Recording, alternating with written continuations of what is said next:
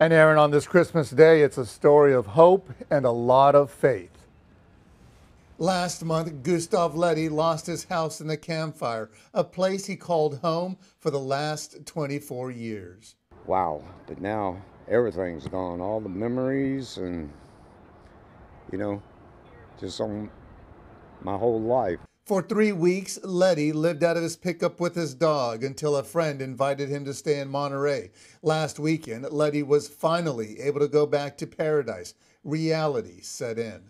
And that's why I'm able to stand here and talk to you today, sir. Else I would have already been bawling my eyes out. It's close, but... Do you want to go back? Yes, I do, because it's a beautiful place.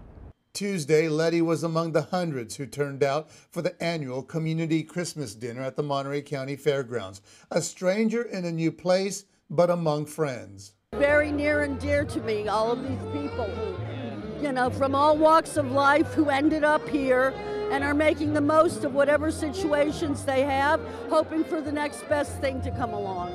Leddy says he will rebuild what he lost in California's most deadly and destructive fire, but he knows it's a long road ahead. There's just too many memories there, and I know one day it'll all go back and it'll just be beautifuler than ever. Because now I'll be able to plant the kind of trees and the bushes and the flowers and things that I want. And on this Christmas Day, it's clear to see Leddy hasn't lost everything. He still has his faith in humanity and his love of Christ. One thing, please remember, everyone, God is up there for us, and please try to get in contact with him and talk to him on a daily basis, because your life will be so much better. Just like mine is getting better by the day. And Gustav Leddy tells us his home was fully insured, but he realizes it's going to be some time before he's able to rebuild, and we just wish him all the best as he goes through that process. Aaron? And a lovely message from him on this Christmas Day. Thank you, Felix. And as you heard Felix say, the Camp Fire was California's most deadly and destructive ever. Nearly 19,000 structures were destroyed and 86 people lost their lives. On the Crime Watch tonight, a number of arrests for which officers in Monterey and Santa Cruz counties are offering their holiday thanks to members of the public for being heads-up citizens. First in SoCal, where Santa Cruz Sheriff's deputies say a car was being broken into. A neighbor spotted what was going on, reported it quickly. Deputies arrested Devin Woods and Faye Cooper after they were found with narcotics, a stolen credit card, and, this is not good, the title to the car which had been left inside it. Similar story out of Castroville. Monterey County deputies thanking concerned citizens for reporting these two men at a bar trying to sell a gun.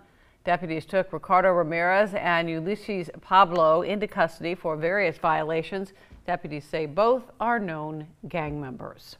And the latest from Watsonville, where police are investigating a fatal accident involving a pickup truck that hit and killed a 61-year-old woman Monday afternoon. Police say the woman was walking in a marked crosswalk when she was hit by the truck. Investigators have not released any new information or the names of the people involved. The 33-year-old woman who is driving the truck is cooperating, and police say at this point there's no sign that drugs or alcohol were factors.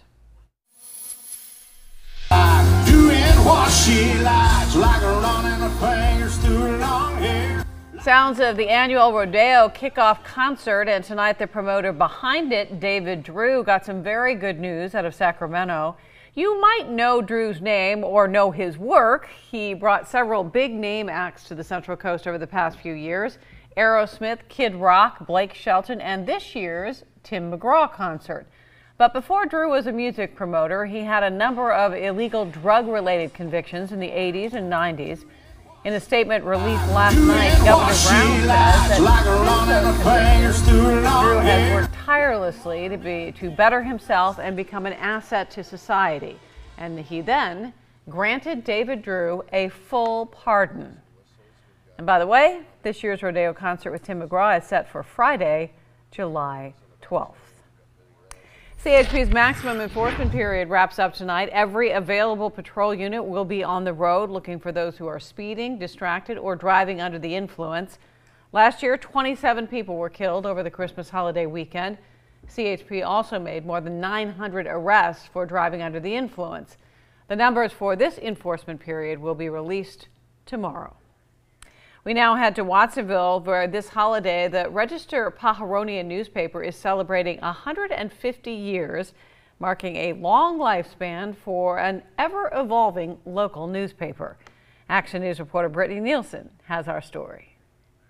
For a century and a half, the Register-Pajaronian has been a cornerstone in Watsonville culture. J.A. Cottle, he established the weekly Pajaronian on March 5th, 1868, and he actually only owned it for about a year.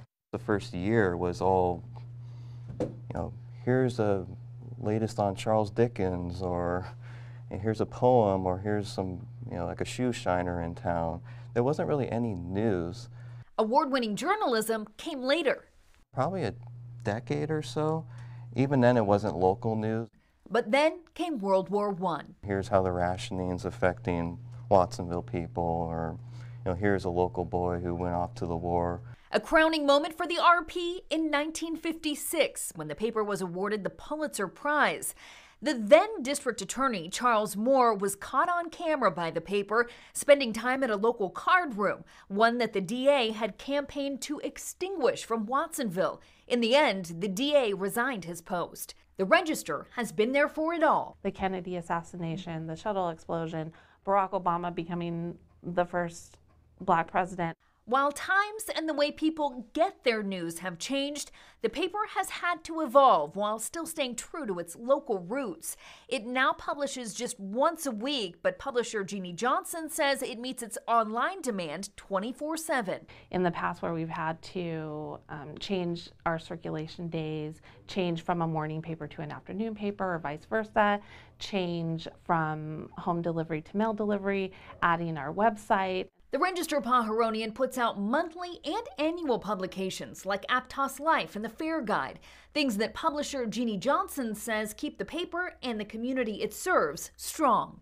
Part of our job as a newspaper in the community is to help, when we can, however we can, those other organizations and entities that need to be strong and profitable and thriving.